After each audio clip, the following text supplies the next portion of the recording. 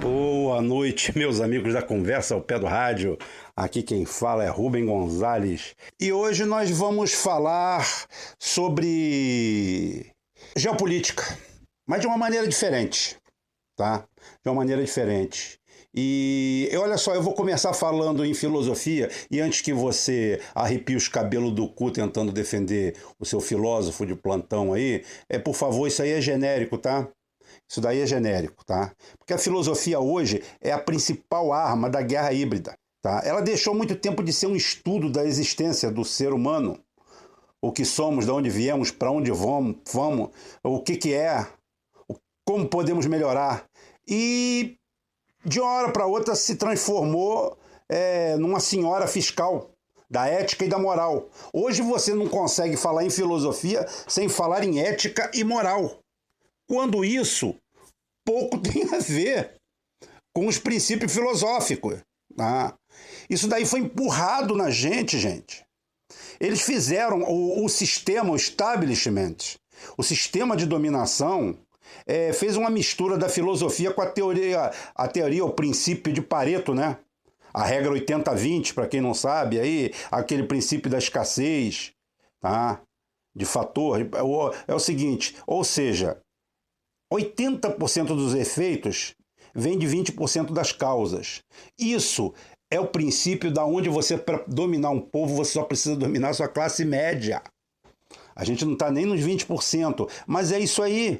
Tá? Esse princípio de Pareto estou falando porque eu sei do que eu estou falando, tá? Eles criaram, inclusive você vê, eles usam um princípio filosófico para criar seus próprios teoremas, criar suas próprias artimanhas e suas armadilhas. Então hoje a filosofia é uma fiscal da moral e dos bons costumes. E não adianta você correr disso, porque todo ele está ligado à ética. Tudo. Hoje, filosoficamente, o povo foi adestrado, foi treinado pela ordem mundial, tá? Ao se render ao julgamento ético, aplicado pela mídia, principalmente, aí de forma massiva. E o detalhe, hein? A gente fala muito em mídia comprada, tá? De forma pecuniária, dão dinheiro para a mídia, compram a mídia. Só que é o seguinte, você tem que levar em consideração que esses profissionais já foram formados nessa doutrina. Essa doutrina já participou na formação desses profissionais. Eles já vão para as bancas, eles já vão para os jornais, para a mídia em geral, com esse pensamento. Ou seja, filosoficamente, a gente aprendeu a julgar todo mundo pela ética e pelo politicamente correto. Hoje você não consegue, se você ama um cantor, você ama um compositor, você ama o Belchior, por exemplo, eu vi um monte de gente, poxa, o Belchior eu soube que antes de morrer deu um bico lá num hotel, lá no Rio Grande do Sul ou no Uruguai. Aí eu te pergunto, o que tem a ver isso com a obra dele? Que moral é essa? Que filosofia é essa? Ética e moral de querer condenar todo mundo? Então é o seguinte, hoje virou a principal matéria do mundo, disseminada. Todo mundo tem que estudar filosofia, ética e moral. Tá tudo junto, quando na realidade não tem nada a ver. A filosofia está longe da ética e da moral. O trágico é que o princípio de Pareto também se aplica a todo esse tipo de profissional, né? Onde a gente só aproveita 20% deles. Os outros 80% também são massa de manobra. 20% mas é o seguinte, nós passamos a julgar todo mundo, julgamos nossos ídolos, julgamos nossos pais, passamos a olhar as pessoas de forma diferente, tudo sob a ética de um politicamente correto que foi criado. Não nasceu, foi criado, isso foi criado, foi enxertado.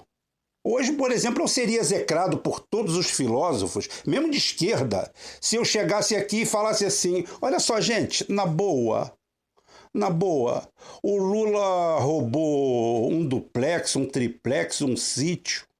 Porra, mas o Lula gerenciou 20 trilhões, 10 trilhões por ano, a porra toda, investimentos do caralho. Qualquer executivo de merda de uma Coca-Cola ganha 2 milhões de reais por mês. Quer saber de uma coisa? Eu tô pouco ligando. A relação custo-benefício foi muito boa para a sociedade. Cara, eu vou apanhar de tudo quanto é lado.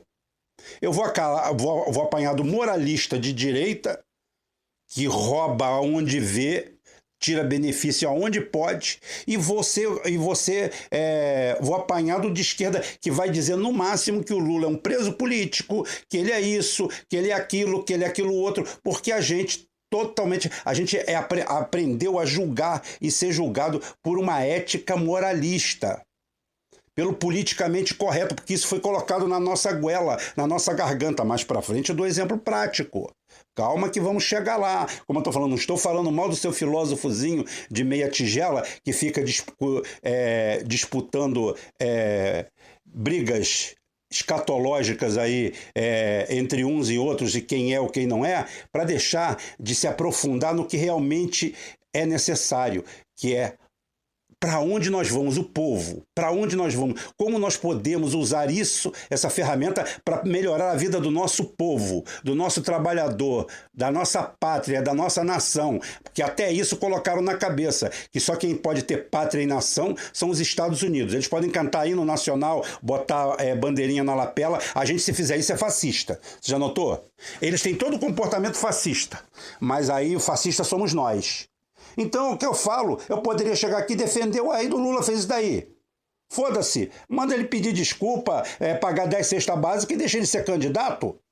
Por isso que eu falo, o PT é um partido todo cagado de cima e embaixo, mas ele caiu em desgraça não pelos seus erros, mas foi pelos seus acertos. O erro, Dilma eu não considero nada. Dilma é a maior cagada da vida do Lula e vai pagar por isso. Vai pagar com a vida por esta merda que ele fez. O medo, a mesquinhez humana de não ter indicado o Ciro Gomes, com medo que o Ciro Gomes fizesse sombra nele, fosse maior do que ele. Aí preferiu botar aquela inútil. Inútil para ele, mas útil para muita gente. Hoje ele paga esse pecado. Mas o mais importante de tudo é o seguinte, que ninguém faz a pergunta-chave. Por que é que esse moralismo dirigido não é lugar comum? Por que é que todos os governadores presos numa onda de moralização só são presos os governadores do estado que detém 90% do petróleo do Brasil?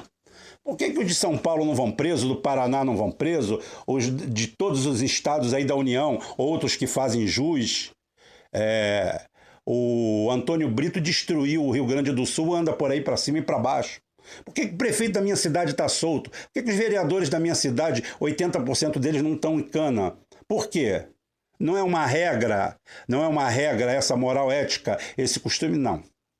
Ela é uma regra lasciva, ela é uma regra direcionada, ela precisa de um conjunto de ações para se transformar em um efeito eticamente condenável. Ela precisa que o cara seja o foco de um grande trabalho, de uma grande ação, que ela pode ser judiciária, apoiada pela mídia, e assim nós vamos.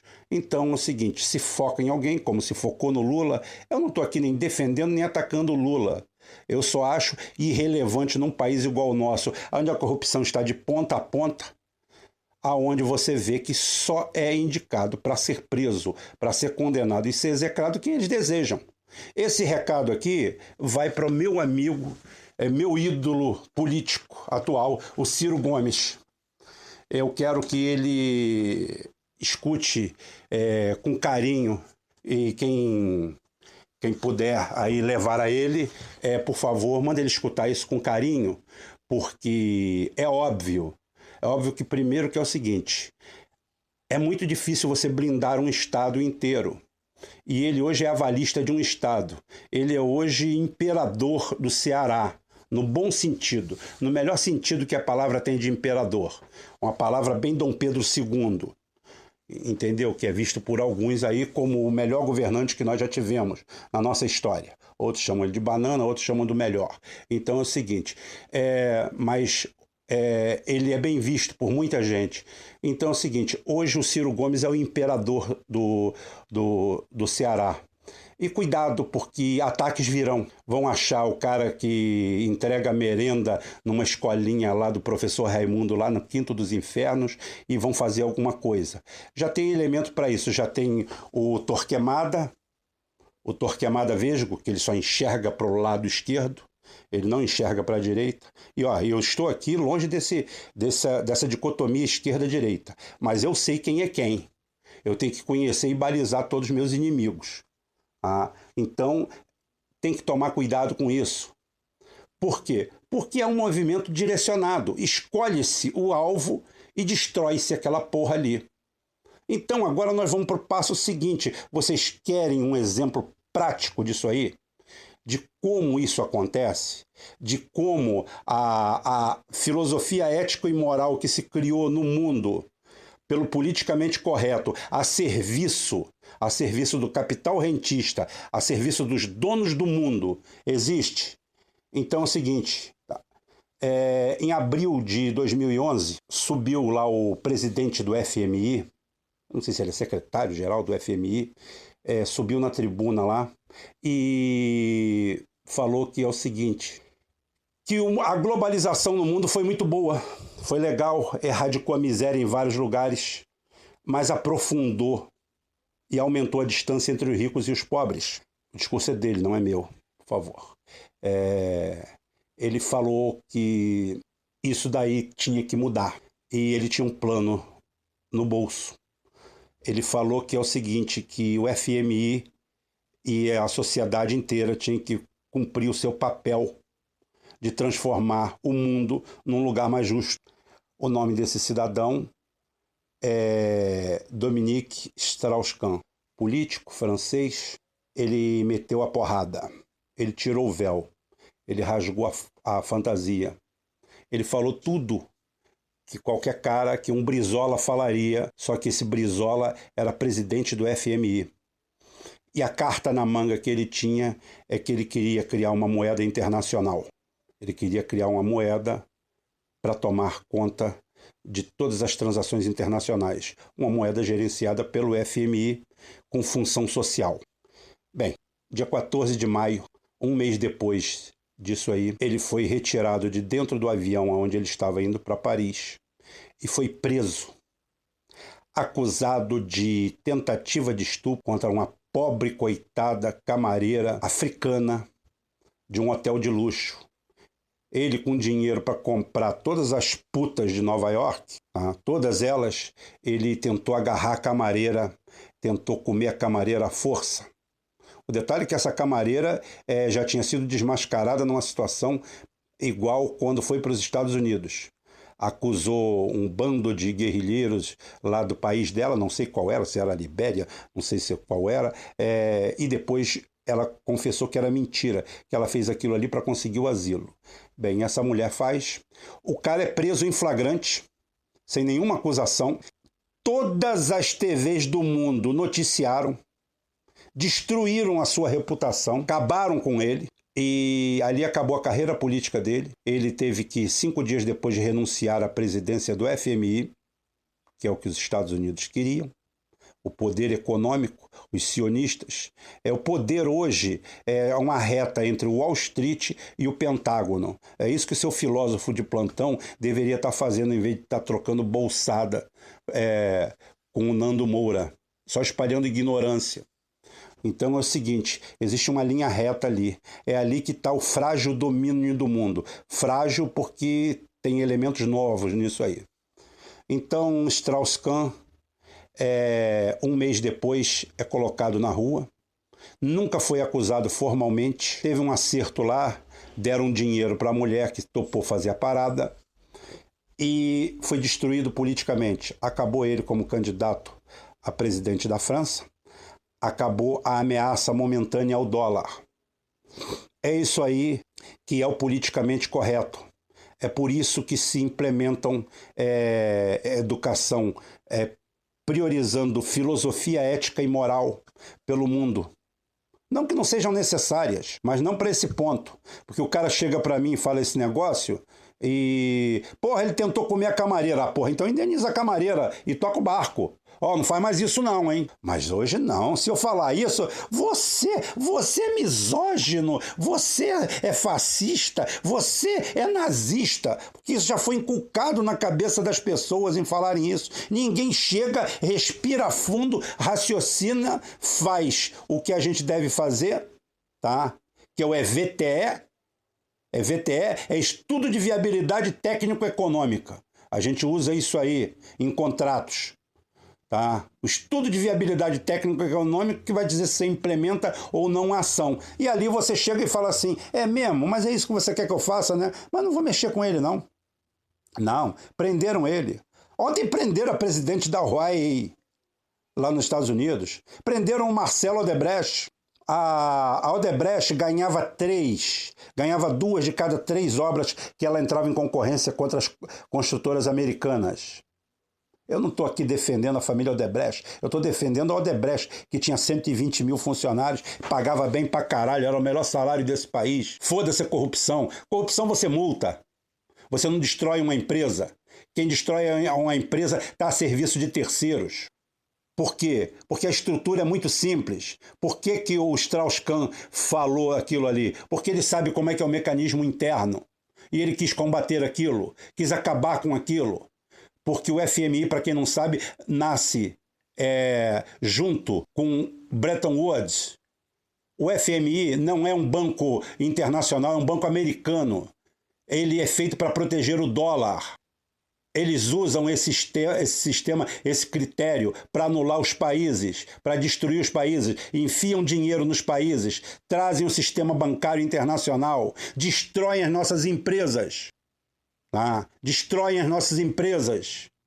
Eu não sei se o Christian vai botar aqui, eu queria botar uma foto do Mineirinho, aqui, que é um refrigerante aqui do Rio de Janeiro, que resiste bravamente há 50 anos às investidas da Coca-Cola. Porque essas empresas transnacionais querem tudo, querem dominar o planeta. Ontem, inclusive, morreu o avô do Roberto Macedo, que... Meus pêsames aí, Roberto. O presidente do grupo J. Macedo, tá? Um dos grandes brasileiros aí, um cara com uma visão social fora do comum, amigo dos nossos queridos Ferreira Gomes, a gente do Ceará, da República do Ceará. Então é o seguinte, são outros bravos que contêm se manter. Eu tenho um amigo meu que é herdeiro de uma empresa, uma fábrica de sabão e detergente aqui no Rio de Janeiro. Eles são assodados dia e noite. É todo dia proposta, ação. Enquanto isso, o nego cerca eles, tenta fuder eles de tudo quanto é jeito. Porque eles querem tudo. Tudo. E depois chegam aqui e dizem que é o seguinte, o legal, o bacana, a consultoria internacional que vem através dos Paulo Guedes da vida, por isso que eu tenho um pé atrás com tudo isso, é o seguinte, olha só, nós vamos solucionar o problema de vocês. Vocês dão a riqueza pra gente. Qual é a riqueza que você tem? Ah, eu tenho bois. Então você me dá seus bois, não tem problema. Qual é a riqueza que você tem? Água? Me dá sua água. Sua riqueza é qual? Petróleo? Me dá seu petróleo. Sabe o que eu vou te dar de volta? Papel pintado. Papel pintado de verde escrito dólar. Olha que maravilha. Só para vocês saberem, ter ideia. Hoje, tudo é comprado. Eu já citei aqui La Casa de Papel, que é o seriado espanhol, magnífico. Ele não é magnífico no começo, eu já falei. Eu deveria ter visto os últimos 3 capítulos, não estragaria a trama e eu veria ele com outros olhos desde o começo. Nos 3 capítulos finais, ele se revela.